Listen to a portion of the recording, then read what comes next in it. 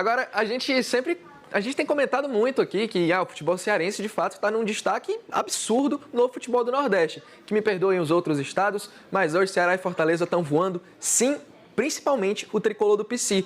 Eu passei a semana inteira, rapaz, falando no Bom Dia Ceará, né, no Bom Dia Praça daqui, gente, mas o Ceará vai pegar o Lanterna, o Fortaleza vai pegar o vice-Lanterna. Não é possível que essa sequência de 6 jogos sem vitória não acabe. Eu tava morrendo de medo de zicar os times, mas graças a Deus que deu bom, os dois venceram.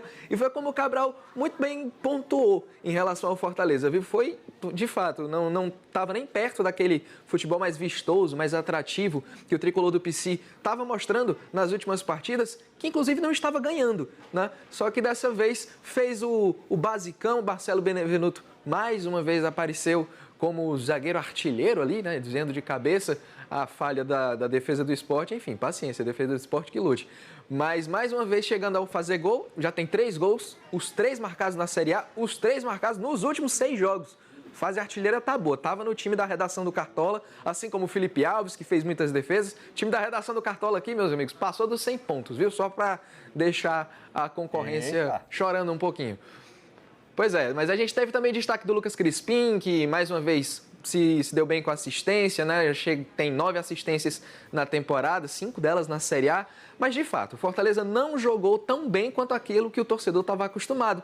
Mas tudo bem, foi suficiente. E foi suficiente para tirar aquela zica medonha, ruim que estava de 6 jogos sem vencer. E aí, volta a triunfar.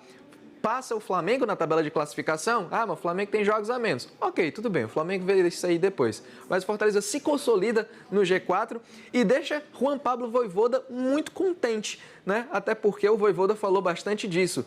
Disse que já teve outras partidas em que ele gostou mais do que viu da sua equipe. Mas que o time soube jogar com inteligência, foi muito bem defensivamente e garantiu os 3 pontos, que são, de fato, o que importa. O Crispim também falou exatamente isso. Tem isso de jogar feio, jogar bonito, não. O importante é ganhar o jogo e a gente ganhou. Isso dá um pouco mais de tranquilidade para essa reta que vem pela frente agora. O legal dos jogos que estão faltando é que a gente sempre olha para eles com o nosso interesse, né? Então o torcedor do Flamengo olha para a tabela e fala assim, não, faltam 6 pontos aqui, porque a gente ainda tem 2 jogos para fazer.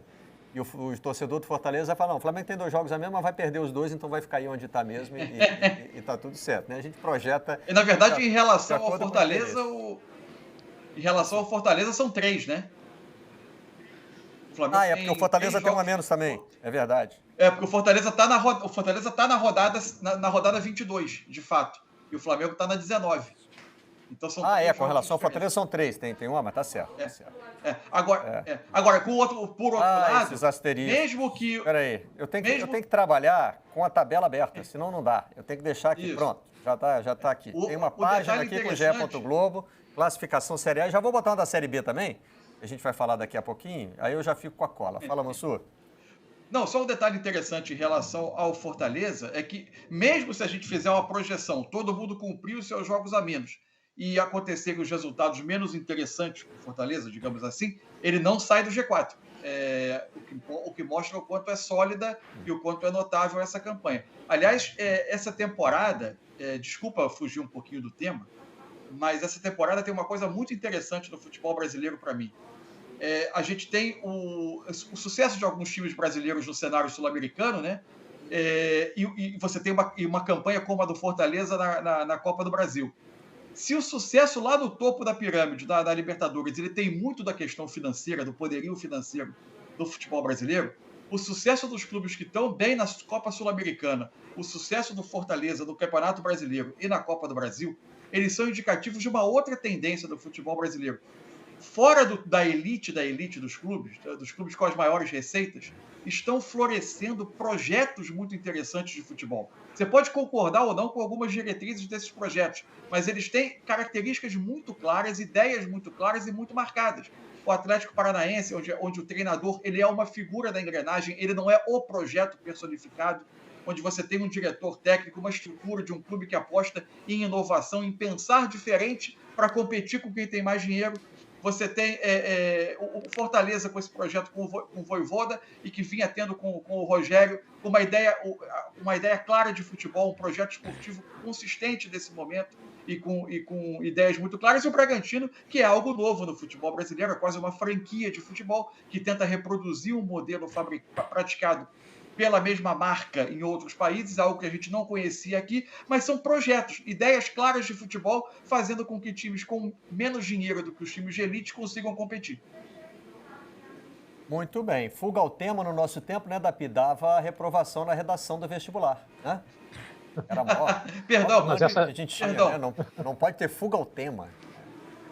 Mas essa digressão do Mansur é muito boa, porque é isso, né? São maneiras de enfrentar a aparição desses super times por conta de receitas sólidas muito grandes. E são projetos diferentes, como ele bem pontuou. Isso aponta um caminho que não vou dizer que vá ameaçar a aparente ou temporária hegemonia dos super times, mas ao menos torna outros times competitivos. E o caso do Fortaleza, voltando aqui para o tema, o caso do Fortaleza é um ótimo exemplo disso. Uma aposta em padrão de jogo, um técnico estrangeiro, se reforçando de maneira sensata, né? Não saindo, contratando loucamente.